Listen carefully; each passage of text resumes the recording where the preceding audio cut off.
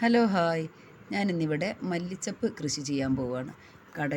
ഞാൻ കടയിൽ നിന്ന് എനിക്ക് ആവശ്യത്തിന് വാങ്ങിയ നല്ല ആരോഗ്യമുള്ള 2 തണ്ടെടുത്തിട്ട് അതിൽ നിന്ന് പുതിയ തൈകൾ ഉണ്ടാക്കിയെടുക്കുകയാണ് ചെയ്യുന്നത്. അപ്പോൾ അതിന് ഞാൻ അതിൻ്റെ വേരൊക്കെ ഒന്ന് കട്ട് ചെയ്ത് മാറ്റി വെച്ചിട്ടുണ്ട്. പിന്നെ ഞാൻ സാധാരണ എടുക്കുന്ന പോട്ടി മിക്സ് ഉണ്ട്, എല്ലുപൊടിയും ചാണകപ്പൊടിയും മണലും കൂടി മിക്സ് ചെയ്ത പോട്ടി മിക്സ്.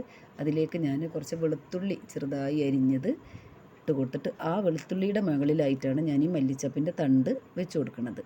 അത് വെച്ച് കൊടുത്ത് ജസ്റ്റ് ഒന്ന് പ്രസ് ചെയ്തിട്ട് ഒന്ന് വെള്ളം സ്പ്രേ ചെയ്ത് കൊടുക്കുക. കൂടുതൽ വേണ്ട, ഒന്ന് നനയുന്ന തരത്തിലൊന്ന് വെള്ളം സ്പ്രേ ചെയ്ത് കൊടുത്തിട്ട് ഒരു പ്ലാസ്റ്റിക് കവർ ഉപയോഗിച്ച് മൂടി വെക്കുക.